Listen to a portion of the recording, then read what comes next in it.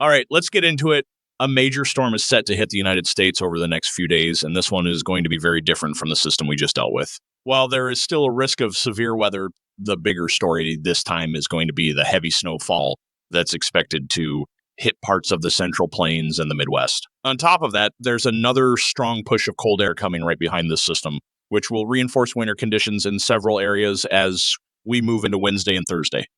So today I'm going to break everything down, the timeline, the regions that will be impacted, and what you need to know as we go through the week.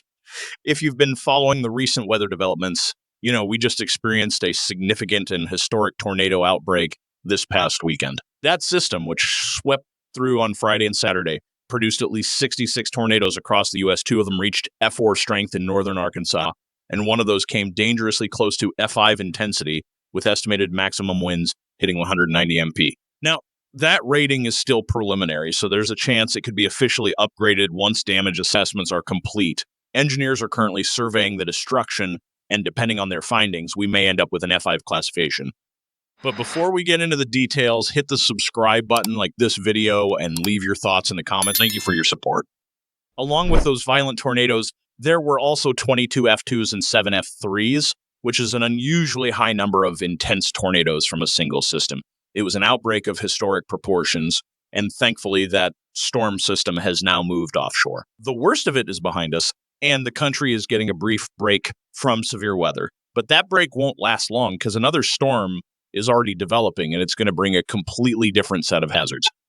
This next system will begin making its presence known by Tuesday and Wednesday, but unlike the last storm, the setup for severe weather is much less favorable. That doesn't mean there won't be any storms, but the overall risk is significantly lower. Instead, the bigger concern with this system is going to be heavy snowfall, gusty winds, and fire weather conditions in parts of the plains. As of today, we're seeing high pressure building back over the southeast, which is helping to bring calmer weather in that region. Meanwhile, a bit of cold air on the backside of the departing trough is allowing some light snow to move through parts of the upper Midwest this morning. But the real action kicks off on Tuesday when a new storm system starts forming over the Rocky Mountains. As this system strengthens, it will bring heavy snowfall to the higher elevations. Great news for ski resorts, but not so great for travel conditions. Strong winds will also be a factor, and some localized blizzard conditions could develop in the mountains. By late Tuesday night, the storm will intensify over the Central Plains, and wind speeds will increase dramatically. Even though the setup won't support widespread thunderstorms across Texas, Oklahoma, or Kansas, the powerful winds will create extremely dangerous fire weather conditions. This is a big problem because rainfall has been well below average in these areas, and with everything already dry, strong winds will only make the fire risk worse. Any sparks could spread quickly, so this is something to watch closely over the next few days.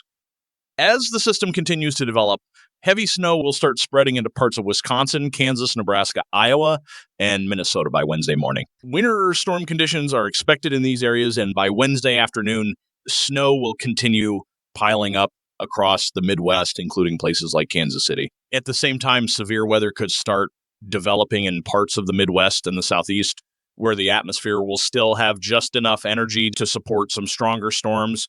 The question is just how widespread or intense that activity will be, and I'll break that down in more detail. By Thursday morning, the system will begin weakening as it pushes toward the East Coast, but a few showers and thunderstorms could linger with the possibility of some strong winds and even an isolated tornado or two in the mid-Atlantic. After that, things should settle down briefly on Friday, but there are already signs that another storm could develop by Sunday. Right now, the long-range computer models aren't in agreement about that, so we'll have to wait and see how things evolve. Some models are showing a large storm that could bring more severe weather to the Ohio Valley and Deep South, while others suggest a much weaker system. I'll be keeping a close eye on it, and we'll bring you updates as soon as we get more clarity. One of the key differences between this upcoming storm and the last one is that the conditions for severe weather just aren't as favorable this time around. A big part of that has to do with moisture levels and atmospheric instability. Looking at the 500 MB wind chart, which gives us an idea of mid-level atmospheric flow, we can see that during the last storm, there was a strong southwesterly flow that helped fuel the severe weather outbreak. That same flow is still lingering along the East Coast, but it's moving out, which means the severe weather threat in that region is over for now. However, by Tuesday and Wednesday, a new storm system will take shape over the Central Plains and the Ohio Valley. This one will be a 985 MB low-pressure system, which is about 10 MB weaker than the last storm. That's still strong, but the environment around it just isn't as supportive for severe weather. The wind shear isn't as intense, and more importantly, there's less moisture in place. That means storms will have a harder time getting organized. That being said, there is still a chance for some isolated tornadoes, particularly in parts of Illinois, Indiana, and the Deep South.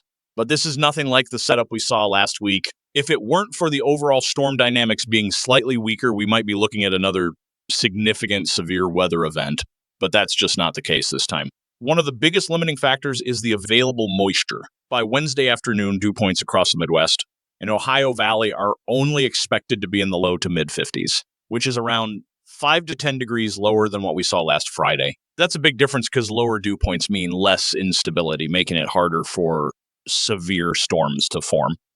But before we get into the details, hit the subscribe button, like this video, and leave your thoughts in the comments. Thank you for your support. Despite that, there is still a low-end risk for severe weather on Wednesday. Some areas in the Midwest and Deep South could see isolated damaging winds, some hail, and maybe even a couple of tornadoes. By Thursday, that risk shifts toward the mid-Atlantic, but again, the threat is much lower compared to what we just went through.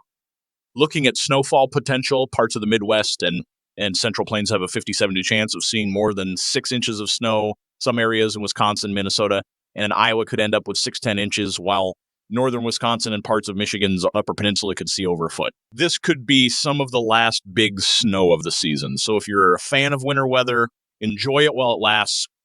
Now, the hail threat is much lower, with only a 5 chance of quarter-sized hail in those brown shaded areas.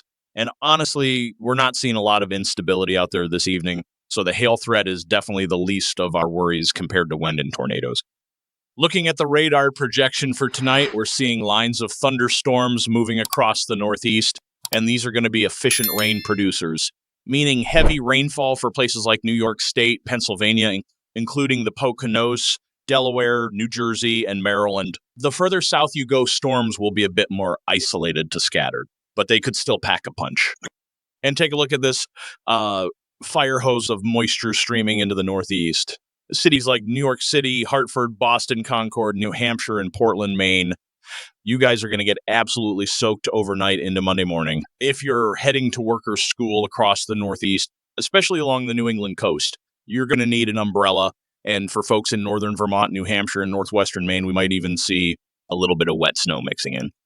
As for rainfall totals, coastal areas will see the heaviest amounts with 1 to 3 inches possible, and even some isolated spots seeing up to 4 inches. That extends from Cape Cod down through Long Island and into eastern North Carolina, so isolated flash flooding could be a concern throughout Monday. Switching over to the western U.S., we've got another system to watch. Snowfall is picking up in the higher elevations of the Pacific Northwest, affecting parts of Oregon, Northern California, Idaho, and western Montana. Lower elevations, places like Portland, Eugene, Medford, and Northern California, are dealing with heavier rain tonight. This moisture is going to push southward, bringing more rain into Central California, especially in the foothill regions. Meanwhile, the Central Sierra Mountains are in for a fresh round of snowfall heading into Monday. By the time we get into Tuesday, snow will continue spreading east, affecting places like Idaho, Nevada, northern Utah, Montana, and Wyoming. In terms of accumulation, the Sierra Nevada and Rockies are in for some big totals, expecting anywhere from 1 to 3 feet of snow with some localized 4-foot totals in the highest elevations, particularly in northwest Wyoming. Now, let's take a quick look at temperatures. Behind the cold front that triggered all that severe weather, we're seeing a noticeable cool down across the upper Midwest, Great Lakes, and Ohio Valley today. But don't worry, warmth is making a comeback. By Monday, March 17th, we'll see 70-degree temps creeping back north into South Dakota and southern Minnesota, with Texas soaring into the 80s and 90s as southerly winds return. By Tuesday, the warm-up continues, but don't get too comfortable.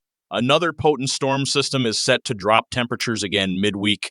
Wednesday, Thursday, and Friday will bring another cool spell, though by Friday, March 21st, temperatures should start rebounding again.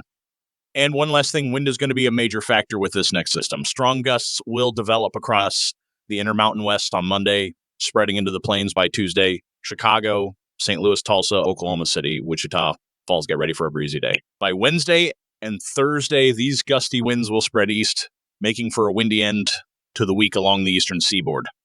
So, what's the big takeaway here?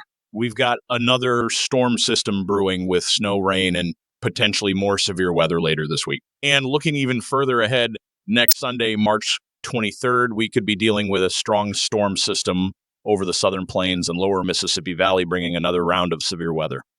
So, as always, I'll be keeping a close eye on everything and updating you guys daily. Make sure you're subscribed so you don't miss any of these important updates. Like the video, give it a thumbs up, and share it with friends, family, and on social media. It really helps spread the word and keep everyone informed.